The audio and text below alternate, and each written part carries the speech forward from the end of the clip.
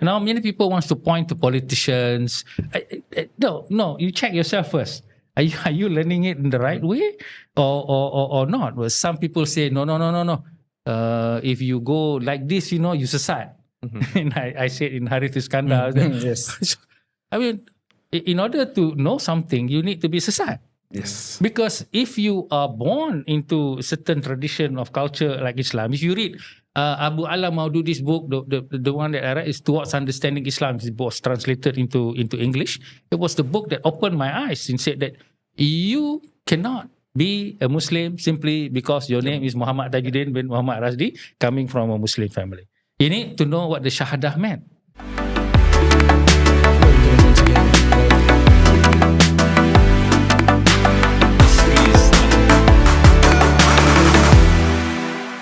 Hello, Internet. Once again, this is Kopitiam Council. Of course, new week, a new episode. And today, as you can see, this is the first time we are here.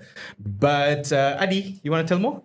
Okay, so I just decided that I was going to come to KL. So I just told Haffiz, and since we like doing here at where we are is KL Podcast Studio, we've done an episode here, I think it was in March, Yes. last March, Yes. this March? Few months ago. A few months ago, where we covered the Congress Economy Bumi Putra, among other things. So we decided, I think anytime I come to KL, we might as well make use of the time, make use of the space. But I think this time we have a very special episode, like we mentioned in the last episode.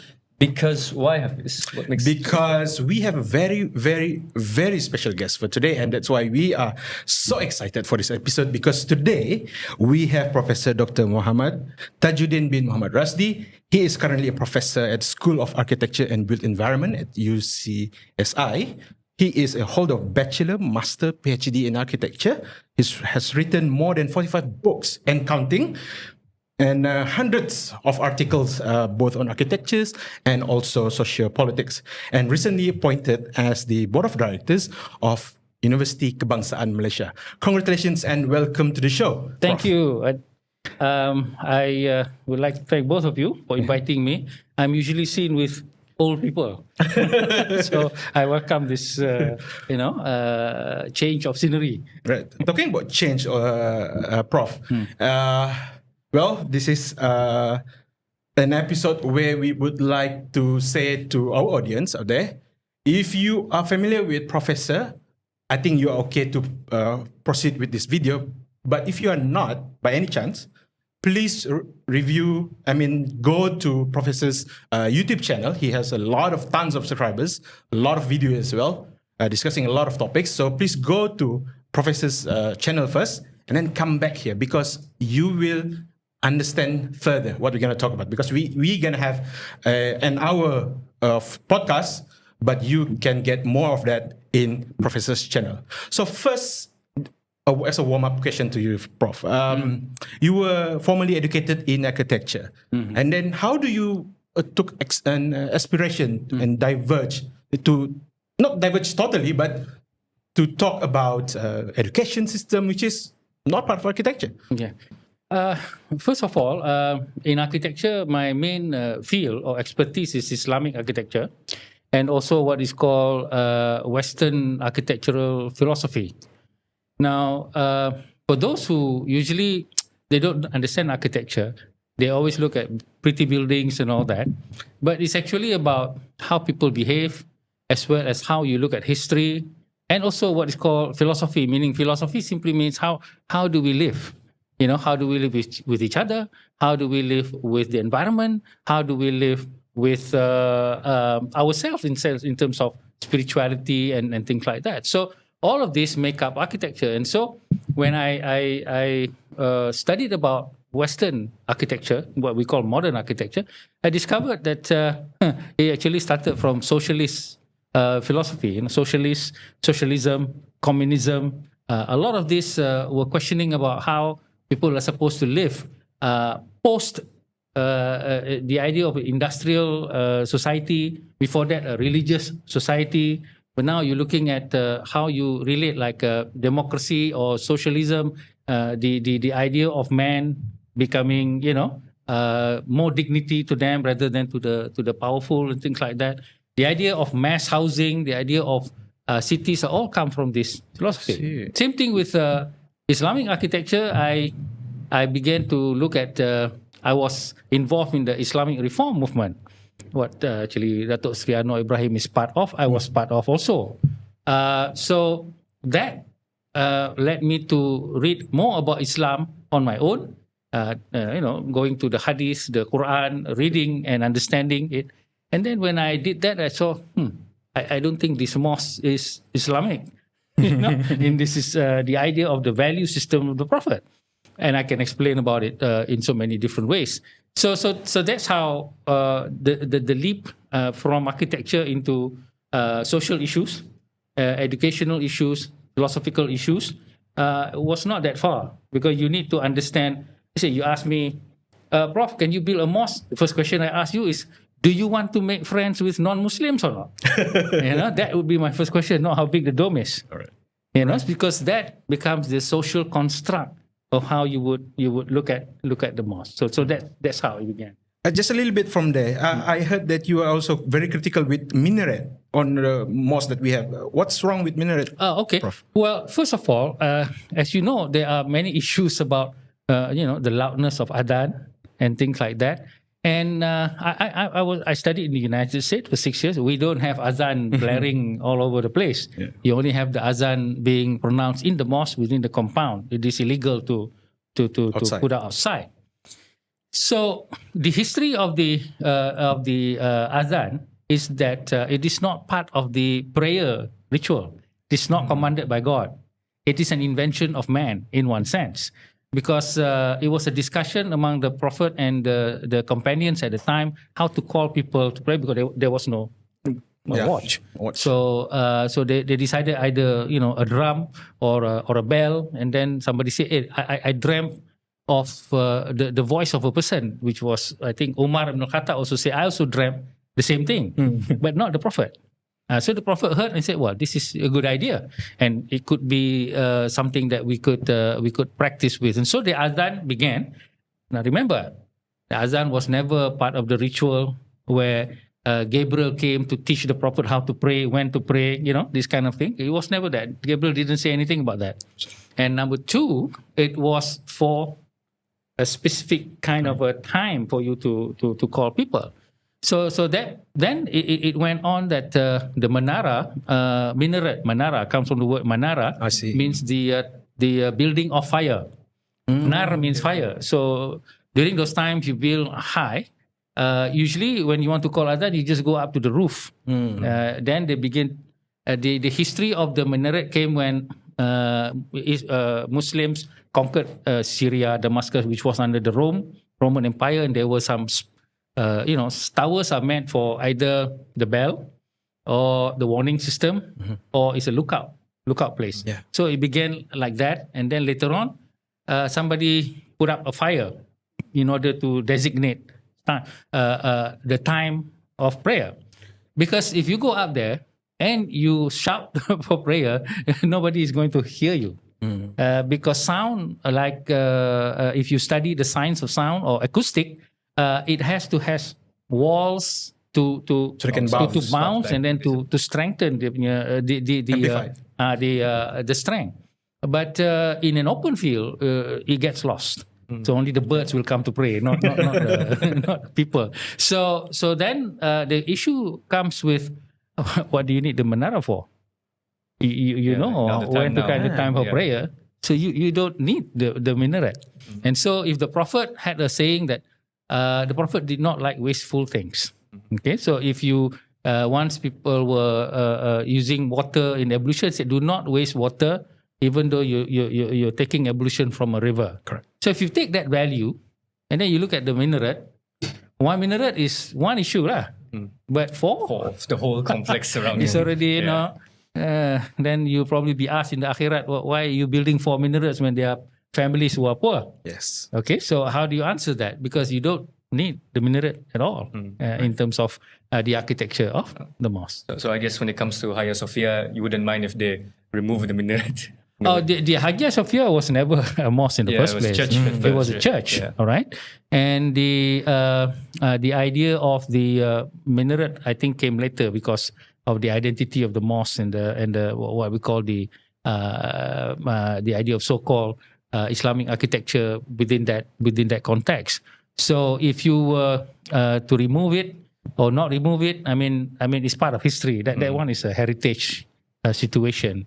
So that's slightly different. It's already done. Yeah, so when you mentioned like how the minarets was a historical construct that was developed over time, right, out of necessity, right? It kind of reminds me of your book on political extremism, where we tend to treat religion, especially here in Malaysia, right, as something very monolithic, something that has been unchallenged since the beginning. But we know that it has evolved over time to meet specific needs, to meet specific necessities for us, right, as Muslims, right? So when it comes to how do we come to this point where we assume that a lot of the religious practices, which may be quite modern as we know it, become something of a monolithic structure or monolithic construct? Like how do we come to this point? Well, we're not wasting any time here. Okay. All right. Well, that's good because I think this question should be in the university, but that's why I don't like to go to university. They don't want to ask this question, So, okay. Well, I've studied. I've read the whole of the Bukhari, Muslim, Abu Dawud, Tirmidhi. That's about 20,000 over hadith. The reason I did that was because I did not want to be swayed by interpretations of other people. So when I read, it's like a video of the Prophet Muhammad himself. You're looking at it, and so I could tell you many stories that I read in the hadith, and a lot of it, is something that comes naturally. Okay, so when we look at the situation of Islam. First of all, we must remember that it came about from two things. Number one, we don't really think about this, but this is very important. Number one, it is from a tribal culture. Okay, so Islam is framed in a tribal culture where, for instance, we talk about cutting of hands and things like that. I mean, that is a tribal culture. I mean, before that, there are no a state penitentiary. How do you punish people? Okay, so some people believe that, oh no, this is a God's law. I don't know about that, but I know it's a tribal culture. Okay, so that's number one. Like women in contractual relation, you have to have this kind of thing, and so that's the situation. Number one. Number two, we must never forget that Islam came from the Semitic religion of Abraham. Okay, now many people hate the Jews, all this Zionist business and things like that. All these Yahudi Jews to the point that one mahasiswa from Sabah, I think. Yes. All the Sikh business. I was shocked. You don't know who Nabi Musa was. All right, so Abraham had two children. First of all, he didn't have any child, and then when he had relations with his servant women. And then gave birth to Ishmael. This is even the Bible, even the Bible or the Torah admits that the first child was Ishmael. But then because he's a servant, so they don't consider it a kind of that. So then suddenly his wife Sarah, who was supposed to be barren for a very long time, had a child, Isaiah. All right. So from the line of Ishaq came all the prophets, Moses. And Solomon, all the things that you've heard stories from in the Quran also. And from Ismail didn't come anybody except one prophet, and he was called Muhammad. So we are related to the so-called Christian, which is when Jesus was there, it was not known as Christian. He wasn't saying that because somebody else gave the name. Okay. He was just trying to correct what the Jewish way of life is, because it has become what we are now, very monolithic, very dogmatic, doctrinal, no chance for compassion. All right, Allah's name, let's boycott, let's throw bombs here and there. This is not the message of Islam. Okay, I can quote you so many hadiths of the Prophet being compassionate to those who actually seksa dia. Not just the silap put a name of Allah on a stocking. It's been worse, but then he forgave. Okay, and there's so many aspects of it that he has done. So I think it starts with when when you do not understand your own religion, and most Malays are so gung ho. Especially one politician, very gung ho, thinking they're hulu balang and pahlawan and all that, but he doesn't understand his own religion, and the history of the tribal situation and our tradition with the Jews and the Christians. We are supposed to hormat the Ahlul Kitab, Correct. But then we make them enemies because we say, oh, they are sesat. You didn't even read the Bible. You didn't even know anything about the Torah, and you're just calling that. So our problem is our own self in terms of listening to. It's okay to listen to Ustad, but you don't taksub, meaning you just believe something. I mean, even in academia, you come to the university, you give me a thesis with one citation. Of course, not gonna pass. Pass you. You're gonna have to check this and that. Get your verification or whatever, and other thoughts, things like that, so that you can be critical in that manner. So it begins with us. Now, many people wants to point to politicians. No, you check yourself first. Are you learning it in the right way or not? Well, some people say no. If you go like this, you sesat. And I said in Haffiz Iskandar. Yes. I mean, in order to know something, you need to be sesat. Yes. Because if you are born into a certain tradition of culture like Islam, if you read Abu Ala Maududi's book, the one that I read is Towards Understanding Islam. It was translated into English. It was the book that opened my eyes and said that you cannot be a Muslim simply because your name is Muhammad Tajuddin bin Muhammad Rasdi, coming from a Muslim family. You need to know what the Shahadah meant. And I had lecture on Rukun Islam, right? Yes. About what the Shahadah means. You have to tie yourself with this line of historical thinking, not just say Asyhadu alla ilaha illallah macam tu saja. Yes. But what is the concept and the relationship of history behind that? So that is where we are much in trouble because we do not question in order for us to be critical in terms of our thinking, because we are taught that to be critical means to be sesat, means to be influenced by shaitan. Then that becomes a problem. Okay, I'm not saying that the institution of Islam is wrong and the institution is good because they order society in a certain way, but it's your responsibility to actually ask the question, because in the akhirat you cannot say, oh, the institution taught me that. No. You are supposed to answer for yourself only. This is also another thing that Muslims don't understand. You are alone when you are questioned in the akhirat. And you cannot blame Hadi Awang, you cannot blame Akmal, you cannot blame Jawi, you cannot blame anybody. It's back to you. How do you understand? What do you stand for? All right, you mentioned also like Muslims in Malaysia not knowing things and whatnot, and now they've become so hungry of all these preachers, you name it, local or international.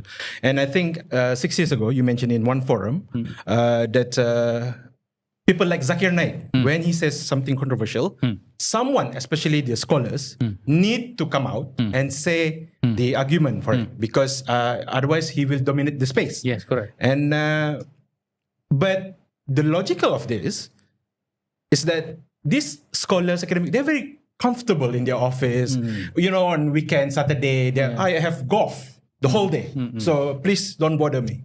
So how do you expect people who doesn't have the incentive to go out beyond their whatever they needed to do to actually waste in their perspective to waste their time or money or resources to write a lot of articles? Some people may don't even care about it.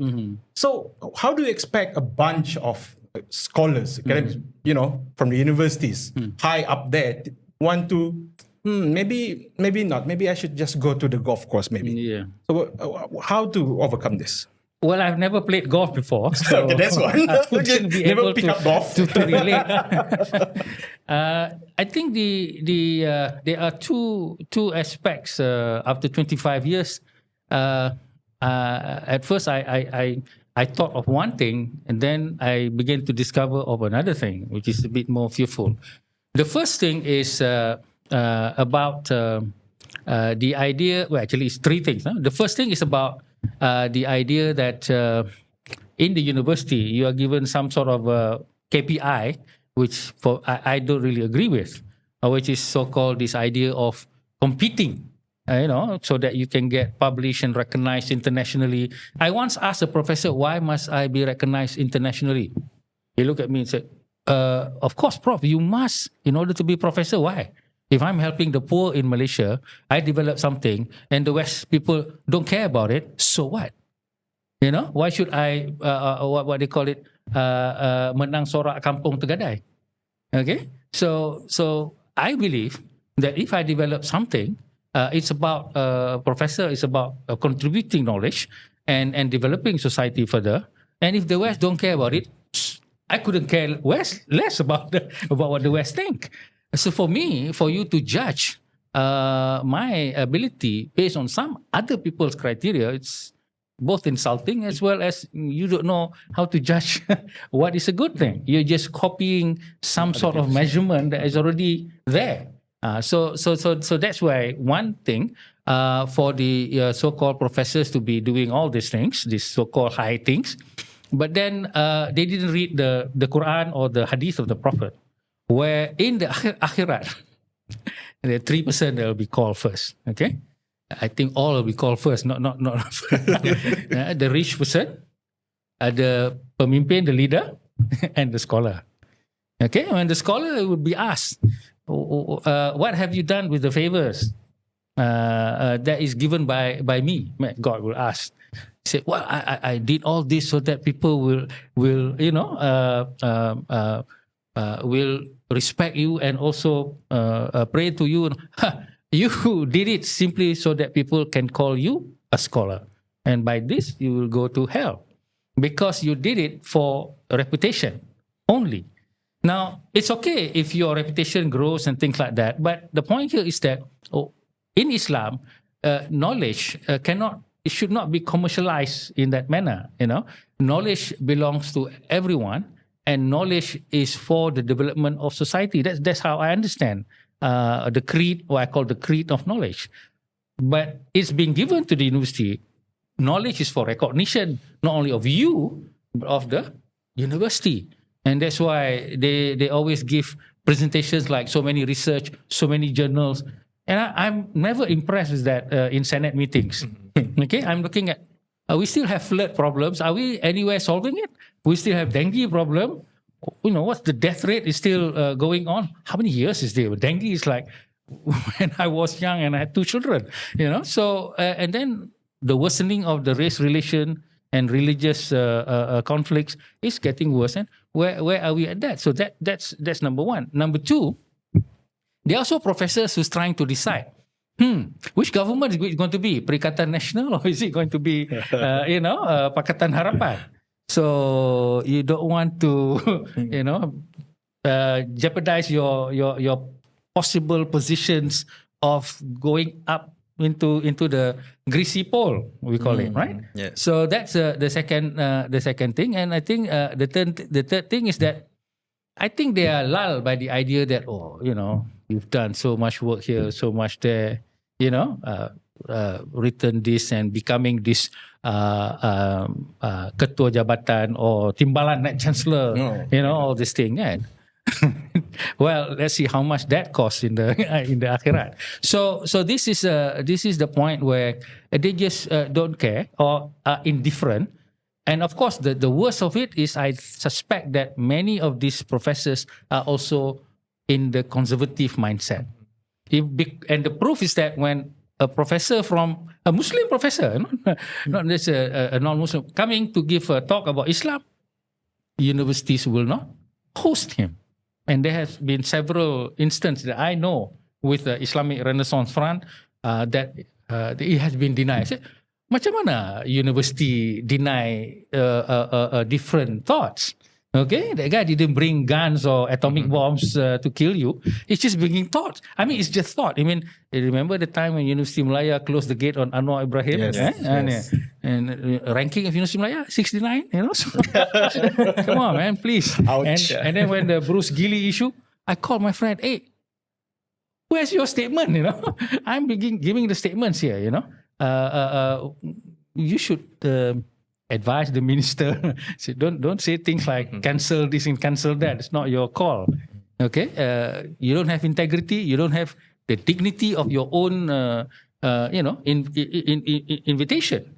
Okay, so you should have this discourse, and it didn't happen. So that's why it's very sad. And you are right. People don't have anywhere to turn to. Okay, and so we are where we are because of this. I believe so. Yeah, and I believe it's very ironic, Prof, because in the Islamic context, during the era of the Caliphate, we saw a flourishing of Islamic thinking and Islamic thoughts, right? We would have like people like Ibn Sina, Ibn Rushd, all these great scholars that took and drew in from different traditions, from the Aristotelian tradition, from the Platonic tradition, right? And then they became the golden age, essentially. But in a way, we haven't really celebrated these scholars, right? Now, the scholars of today are not of the same cloth with the scholars of yesterday, which drew in from all kinds of traditions.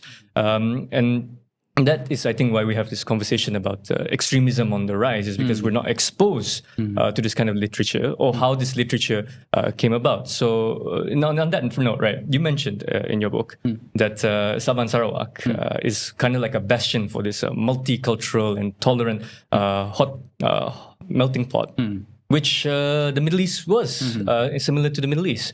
So I just want to know, what do you, from an outsider's perspective, because me and Haffisz can only talk from a Sabahan perspective, like how do you see this multiculturalism? Like how would you define this multiculturalism in Sabah and Sarawak? It will be over in 5 years' time, I think. Okay. So that's my short end of the stick for you. I think what you are seeing is the last of the organic, what we call the organic growth of community. I followed the Islamic reform movement in the 80s, okay, when I was in the United States. And I subscribed to it because of one simple reason. I did not believe in a race supremacy construct. How can you believe in a race supremacy construct? Ketuanan Melayu, ketuanan Cina, ketuanan apa-apa pun. What? It's an accident of birth. Hello? That's number one. Number two, it's a creation of somebody. Nobody knows what the Malay was 200-300 years ago. It didn't even exist. The term. Somebody created it and then put in all sorts of things, and it's a creation. It's a construct. So I said that maybe we should not make ourselves kaum Melayu, kaum Cina, but kaum B negative, kaum A, according to your blood. According to your blood, that make more sense. Hey, you're A, okay, so I can be your friend because you can give blood to me. Because so I have all the blood in my vein when I was in the hospital. All right, so it's a creation. Okay, so when it is a creation like that, then we need to understand that it is a creation. That is where again our education failed. They don't ask you that question. They just I call it a box. Okay, this is the box. All right, if you study well and answer all the question in the box, then you get the present, which is a complete box. It's fine when you are in the lower years, but then even the same thing in the university. This is the architecture box. This is the engineering box. This is the business box. And then what is the human box? Nobody knows. Okay, so that becomes a huge problem. Now, when you touch on religion, and this is a core matter, where there are some groups saying, what those names that you mentioned, these are the sesat people. Okay, and I would say that if they were alive now, people like Imam Ghazali and all, liberal lah, worse than Siti Kasim. So I think what we are seeing now is a power vested in this institution.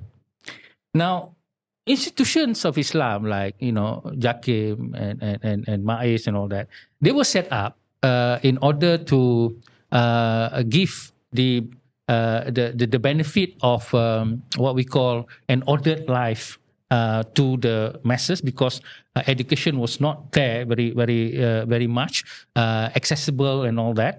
And so somebody needs to have an order situation there. Now, as time goes by, when people get more educated, you're supposed to be more loose, more liberal. But then, because of the ustaz who's there, they are from the same construct. Meaning, when they were in, let's say 1970s, 1960s, most of the ustaz, they've gone to Mesir. Oh, they went overseas. These people are, they are expand, in mind. But then, when we were able to produce our own ustad, then we have it's like a clone. It's not even a clone, It's a factory-made a product. Okay, as you can see, factory-made products, they are almost the same. And this is a problem of our, what I call mass education. Once upon a time, mass education is a product of industrialization. Okay, you want to have people in the factory, but now we don't have factories. We're supposed to have different, things that give birth to this, give birth to that, and so many different things. So, my education is still stuck in that mindset. So that's where the institutions begin to exert more power, not because they are concerned that Islam will be sesat, but their positions may be jeopardized because then it will become less. But now you can see they are so powerful. Budget of Jakim, because of the so-called idea of another political party wanting to present Islam in a certain way. Therefore, this one now becomes a race. Okay, a competition. Who is more quote unquote Islamic and who will go to heaven? For me, both of them are not going to heaven, most probably. So in a way, it's a race to the bottom. Literally a race to the bottom. No, that's good. Yes, I think so. So my point here is that institutions are good if they understand their limits and if they are humble to their limits. But it is bad when they think that they are the power, that they are the person to say who is dosa and tak berdosa, and then in one sense it's like a priesthood. And one thing I learned in the Islamic reform, there is no priesthood in Islam. Everyone stands for himself or herself. If you want to be a good Muslim, then you need to stand for yourself. If not, you cannot stand on any other people.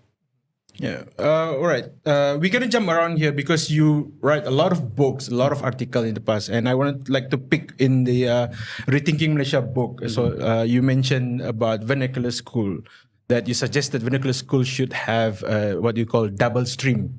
So the national syllabus can be integrated into the vernacular school.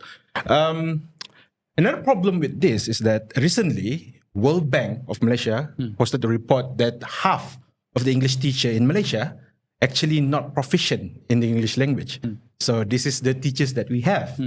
And you here want to put forward in a double stream to put even more burden to all these teachers that have always mourn about clerical work that they have on top of already teaching duty that they have. So wouldn't it bring the quality of this vernacular system education to the ground if double stream is being implemented?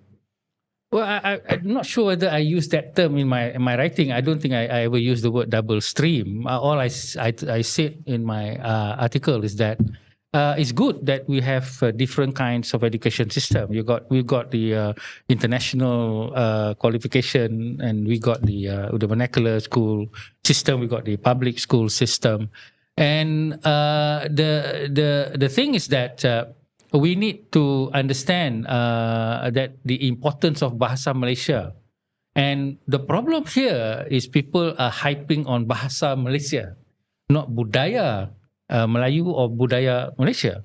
Now, I'm not trying to be chauvinist here. You live in the Malay world, you tak faham Melayu susah lah. I've met so many people boleh cakap Melayu, but they don't understand the structure of the language because it relates directly to culture.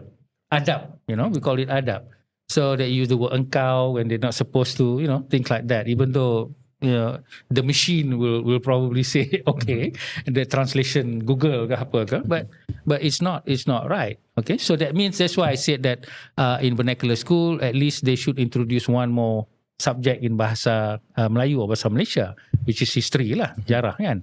I don't have a problem them having a curriculum of history that is a bit more global, and I think we should go global. Our problem is that we are so local. When I read the history book, is so localized, and I don't think that's the way to go. I think we should be more global. Our graduates soon is not about the MQA pun satu hal juga. I mean, you are accrediting for local when we are going global. You look at the cardiothoracic thing. Yes, UiTM. Orang luar, so it's not UiTM, it's you're not accrediting it, okay? So apparently human body in UK is different than human body in Malaysia. Like architecture lah, something like that probably. So I think that's what I said in my writing. And our public education system, I think recently I did a YouTube on is the SPM relevant or not? Okay, what is this?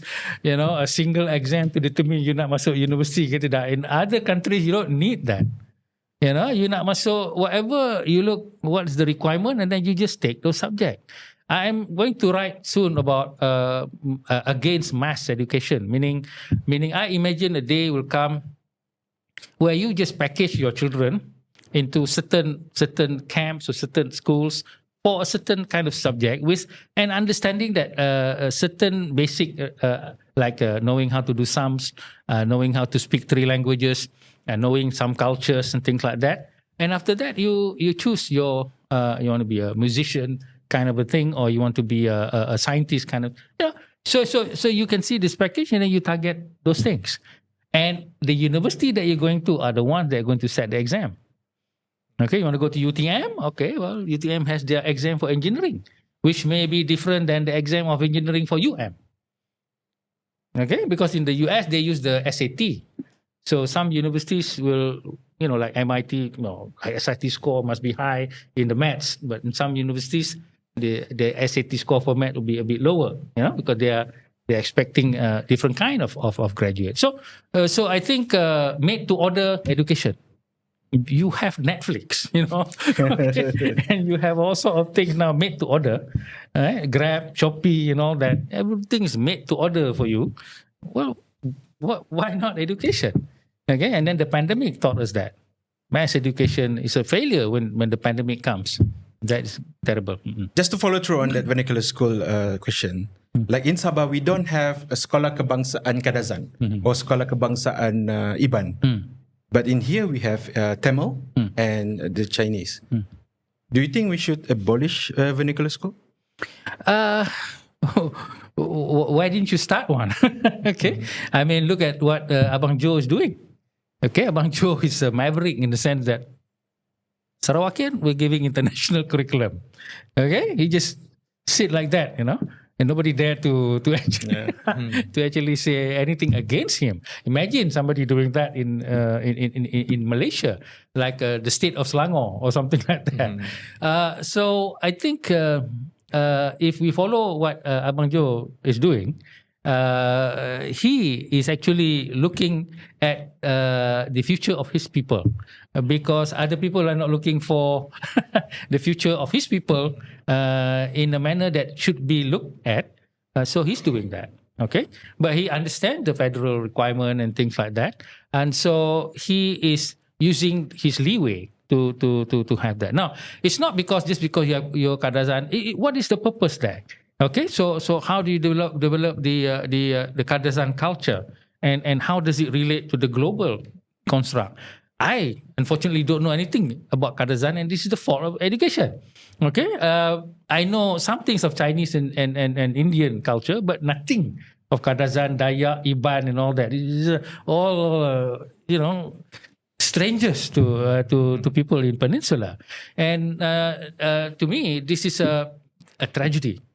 Okay, we live together, we don't know each other. I don't even know how to say hello in Kadazan.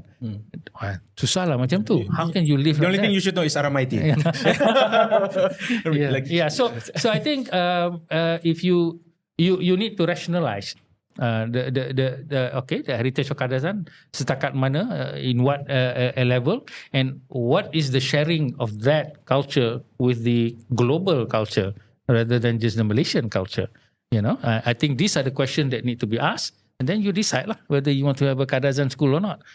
I mean, if the government doesn't have it, you can have it online. You can have it anyway. I hope to start a university online without all this MQA business, and have a recognition by the people themselves and the profession themselves rather than the MQA. Okay, so it would be a real university that's not tied to any political shenanigans and things like that. Yeah, because I like when you mentioned about the idea of setting up our own schools, our own vernacular and our own Kadazan, and then the requirements that are necessary, which means like you have to compile, you have to find a way to make it digestible, but at the same time has to be something that's heritage driven, but not monolithic at the same time, because if not, the culture will remain stagnant, right? And to avoid those kinds of pitfalls, right, for like how it happens in Malaysia throughout the education system.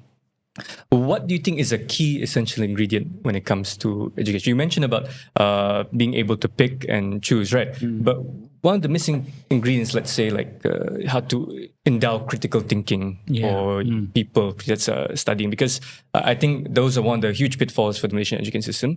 We just memorize and we just regurgitate, right? So the problem is that nobody talks philosophy. Nobody talks philosophy. They talk World Bank report. Who the heck cares about World Bank report? They talk about maths result. Maths result. This guy is calling that guy, in a most disrespectful manner, and you're talking to me about maths result.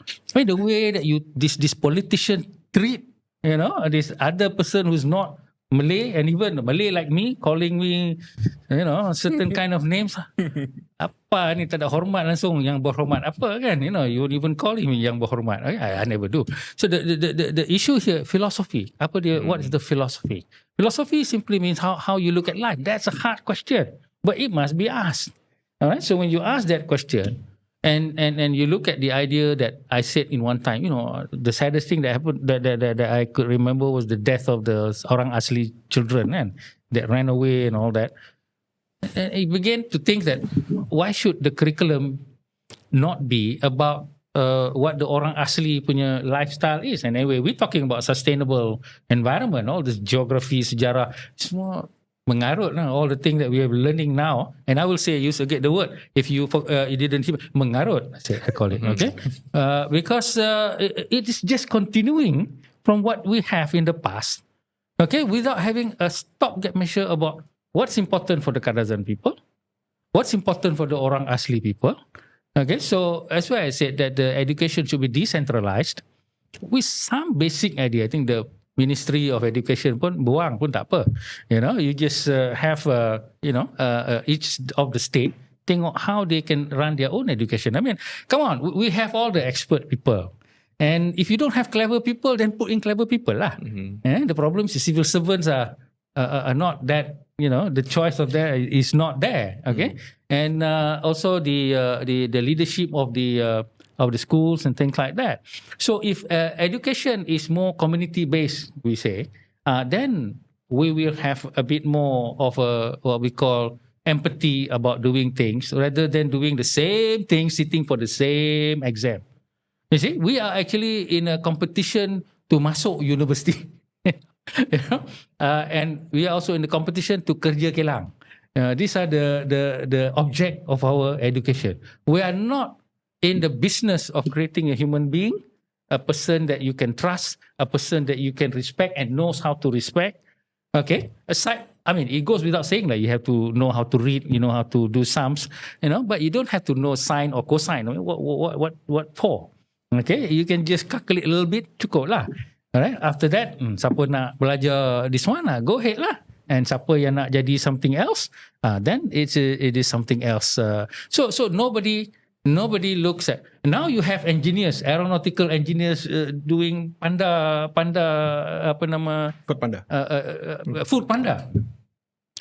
And why? Because there's a glut of siswaza within the box that was created 30 years ago. So aren't you, like eating food that has expired?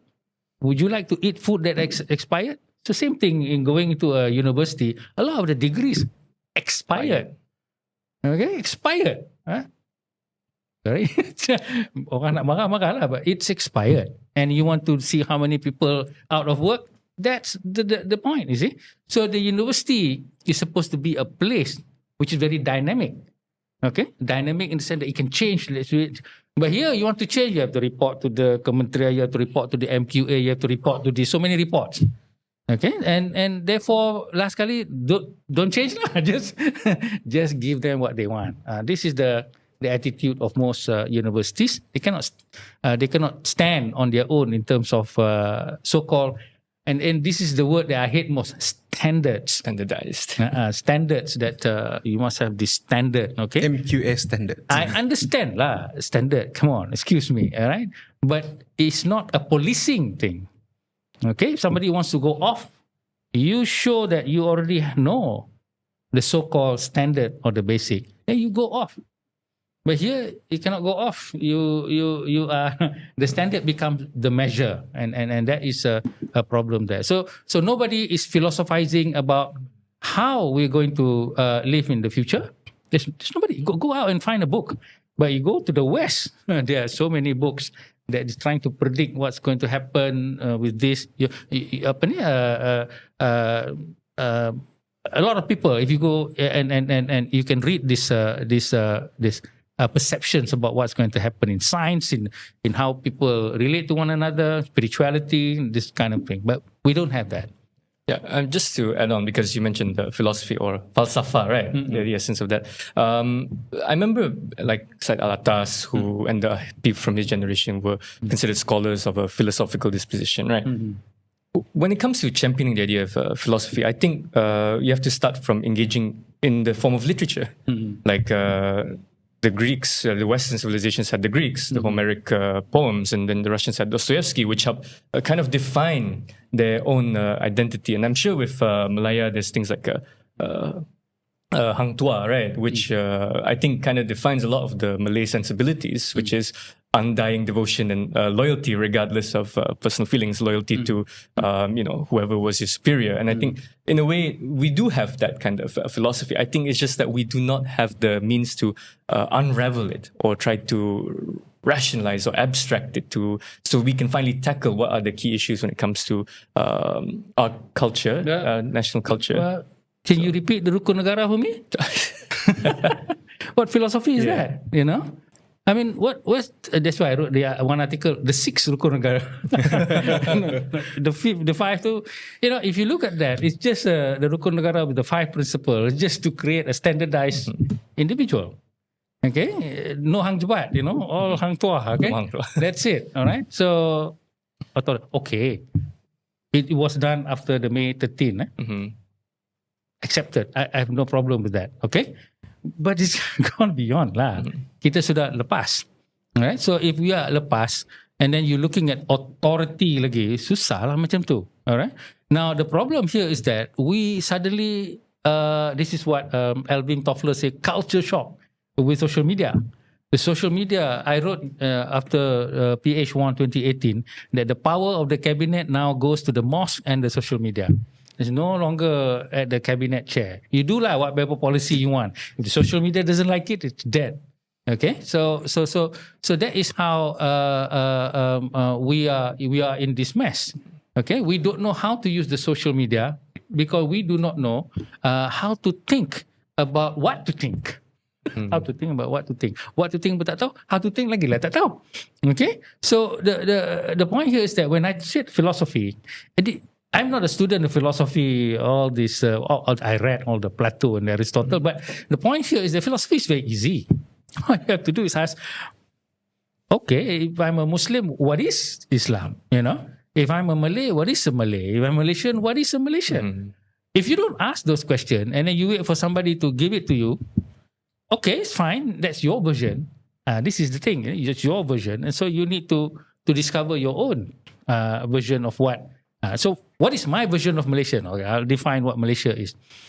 A Malaysian is a person who honors his own race, religion, culture, and faith, but also look at the others' culture, race, religion as an essential part of his or her existence economically, spiritually, socially.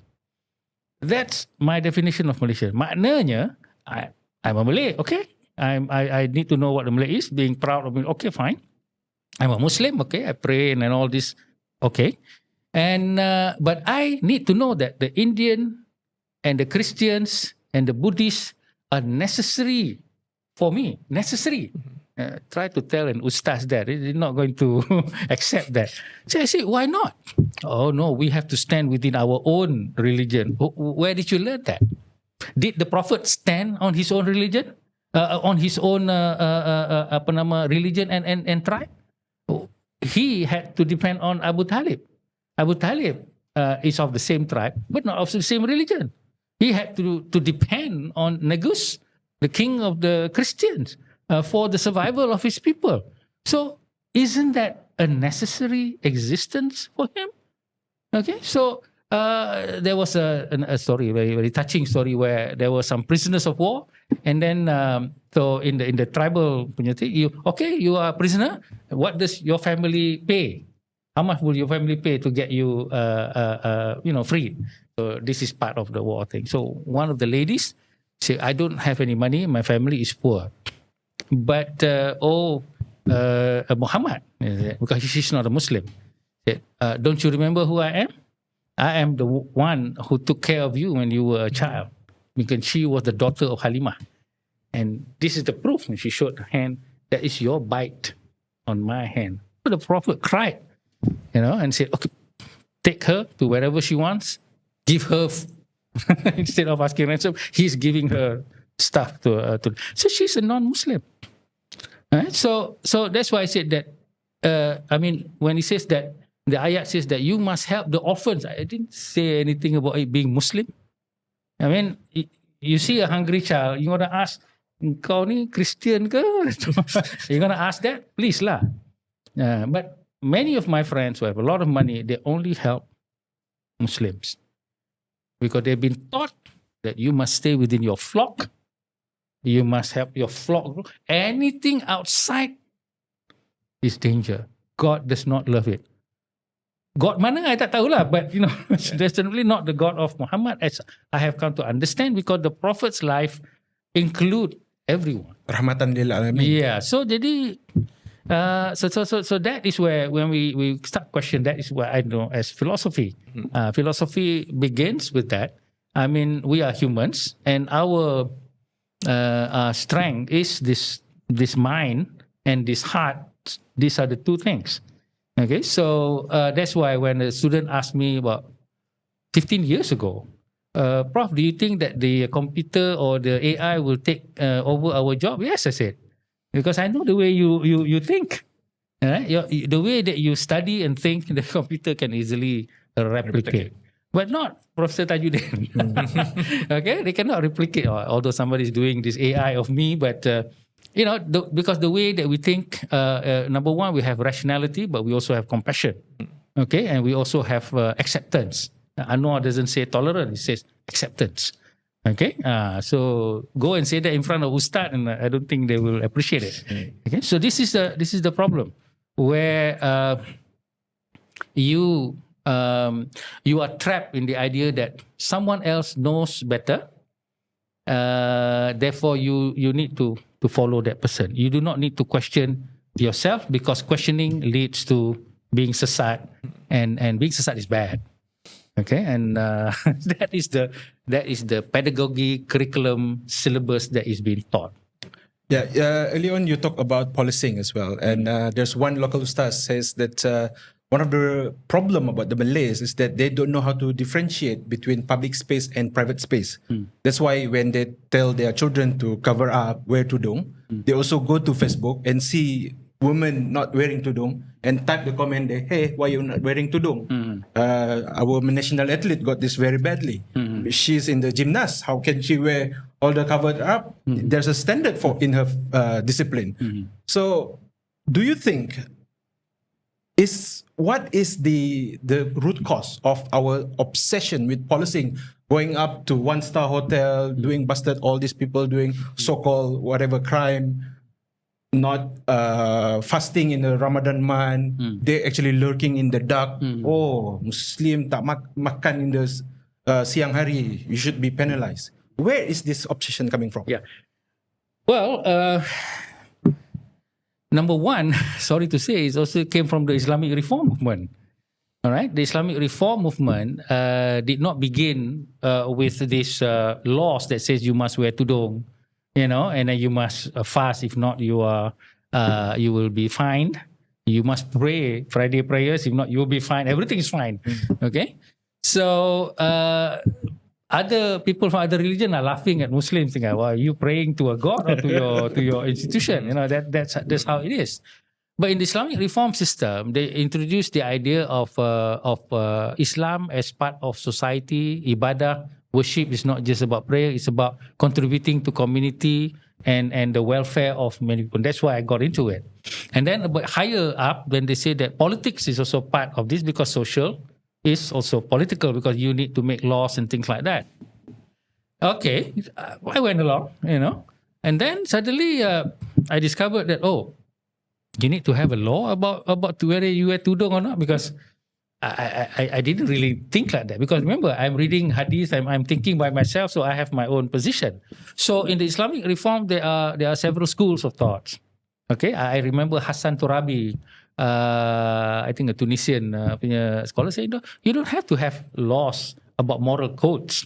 Okay, you don't have to. You just have some kind of advice to them and things like that. But there's another group says that, hey, if you don't do that, then this thing will be, lagi banyak, more will happen. The saddest thing to me is when I discovered through my daughter, I said, where are you going? I'm going to Kelantan. Why? Because there is this group of, there's a camp where all the teenagers who are pregnant are there. Why are they there? Because their parents rejected them, And I have 3 daughters, And I always tell, I'm the one to take care of you, okay? Under God, you are my charge. Under God, okay? But apparently, in the Malay society, it is shameful for them to admit that their daughter is pregnant out of wedlock, okay? And to them, taking care of the shame is better, and God feeling, and putting the child away in the time that she needed them the most. I cannot imagine that. Because and then the ulama doesn't say anything. You know why? Because if they say, you must take care, then you are encouraging this thing to happen. So somewhere along the line, we lost, and this is where I saw when I read the story of Jesus. Okay, when Jesus was doing his da'wah, and he was doing the same thing to the Jews that what we are questioning to the ulama now, the so-called cleric lah, we call them cleric lah, because they have this doctrine. Okay, and this doctrine is the only way to interpret, is the way that they had learned, and therefore there is no other interpretation, because they are also not multidisciplinary. They don't know anything about psychology, sociology, and things like that. They only know religion, and they are given the power. So once they do that, they are given the power, so they make use of the power, and that's why we have this lady being the rotan or the sebat, because she was caught khalwat for the second time. Nobody asked how she's earning money, why she's earning money that way. There's no question there. Of course, the judge the judge simple. Okay, this is the law, and then I don't know what the judge is supposed to do. But I'm not going to comment on that. But the point here is that who is supposed to ask the question? Okay, if we ask the question, ini liberal and also orang what's the other word, progressive or something like that, so this is very dangerous, and it will. Okay, so we let her go, then she'll do. Look, if she has a stable income, I don't think she's going to be doing something like that. That's my opinion, of course. But at least, I don't know how many graduates do all those things, in universities to buy a new handphone. That's another story lah. Okay, but this one, nak beli susu and things like that. People caught just to buy a present, to steal a present for their. I mean, then we have netizens or citizens coming in to help with money, and that's alhamdulillah. Now that is the real spirit of religion. Right. Okay, so this is where we need to see. Are we progressing, or are we regressing, or what are we doing in terms of religion? Religion in a manner that you need to control who goes to a concert. Tak nak pergi, tak usah pergi lah. What's the big deal? Okay. I never go to concert. It's too loud. I get, I would vomit. I think because of the sensitivity of listening to very loud things. Okay, and my heart would start thumping. Is it? Yeah. Once I walk out of the what's the story? Battle of Los Angeles. The alien invasion. First 5 minutes they're shooting, and the cinema was loud. I had to leave. So this moral policing, I think it needs to be there, but it's not supposed to be for me. It's not supposed to be in terms of this legal aspect. It should be more of a counsel, advice, and also most importantly, help. We are so busy. What we call it, practicing the law, that we forgot the original message of the law that was supposed to be meant for human beings. We almost with our time here. Maybe one last question from you, Adi. Okay, I mean, as you mentioned, how it seems that we are more concerned with showcasing our virtue rather than practicing our virtue. And that seems to be concerning as well, because we already went through the Reformation movement. Now we're entering another, like they say, another wave of radicalism, right? Another wave of extremism. But of course, because we need to talk about this every time, which is about the situation, the genocide in Gaza. It seems that now there is more of a bigger need to extol the virtues of we have to eliminate. I mean, of course, what Israel is doing is wrong, but that seems to now be extended to being as an excuse to be anti-Semitic. Where can we find that balance nowadays? Because people are so emotionally invested in this issue, but they forget that in the Constitution Medina, the Prophet gave protection to the Jewish inhabitants there. But why is it that not many people have stood up to say that this is not an excuse to be anti-Semitic? Because there are a lot of Jewish people that are in support of people suffering in Palestine. Well, I don't really like discussing about the Palestinian issue because people tend to move it into a religious issue when I say it is a geopolitical issue. All right? So whatever you say, people will say you're wrong, okay? Whether they have the knowledge or not. So for me, the problem with us, again, I have even my children talking about this Palestinian issue when they've never known anything about it, and they only knew about it 2 weeks, and they are experts on it, and they counter a lot of my arguments with all these YouTube things. And okay, so it's pointless to talk about that now. How do you deal with this religious issue when you have no compassion about punishing an Indian boy in the hot sun? Okay, how do you talk about this thing? All right, when you are punishing a lady without asking how are you with your money, and how are you raising the child alone? Where is your husband? go chase the husband or the partner. So why are you talking about this Palestinian issue? Right? When there are children hungry, and also I say 10,000 students did not get the sijil SPM. Why didn't they get the sijil SPM? They went to school for that long. At least buatlah sijil A, sijil B, sijil C. So dapatlah juga kan. Ini tak dapat langsung. What is that? So don't talk to me about genocide of 30,000 people when you don't even see this the things that are directly in front. I mean, don't talk to me about that when you have a politician who's threatening people. Who's threatening. Whenever he speaks, he just threatens. Okay, he doesn't give points. He just threatens.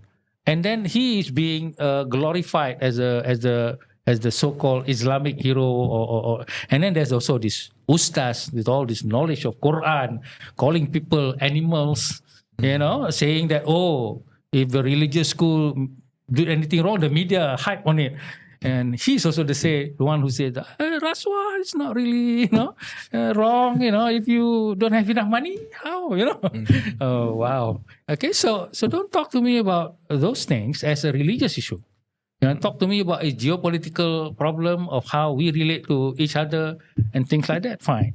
But if you turn it into a religious issue, then you don't know what religion is.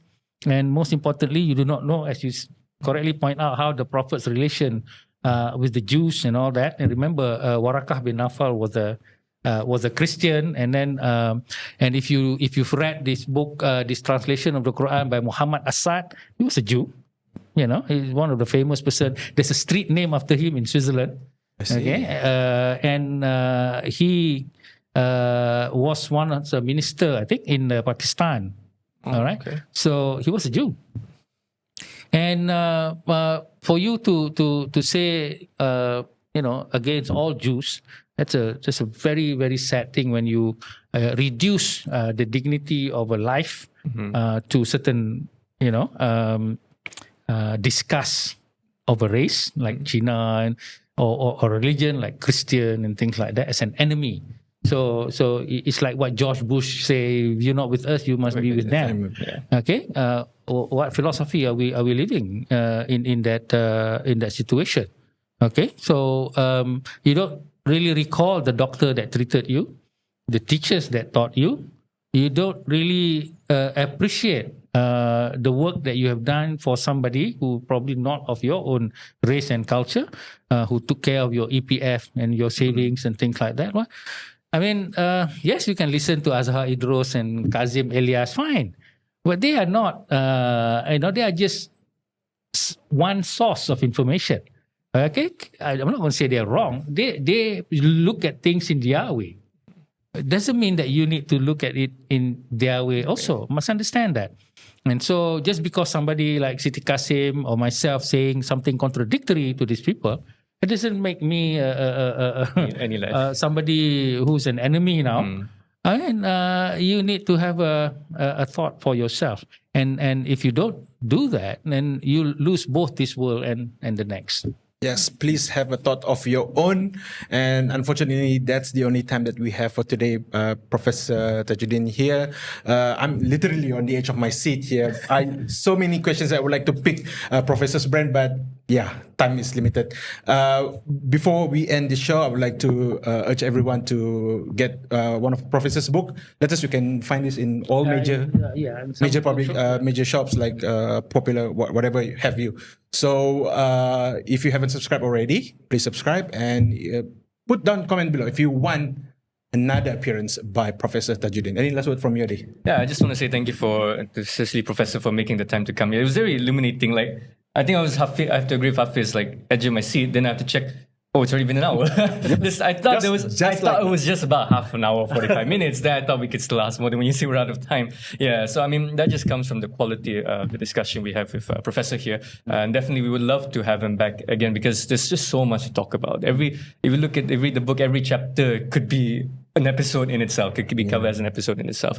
So if you like this kind of content, be sure to like and comment, subscribe. And I think we will also keep on trying to do live episodes like this, because I think it's easier for me and Haffiz to just like finally be face to face with each other and with our guests as well. So I think that you do the honors. And don't forget to subscribe to Professor's YouTube channel. Just type Prof Tajuddin, right? Yeah. Prof Tajuddin, and you can see his face all over your screen. And with that, goodbye for now.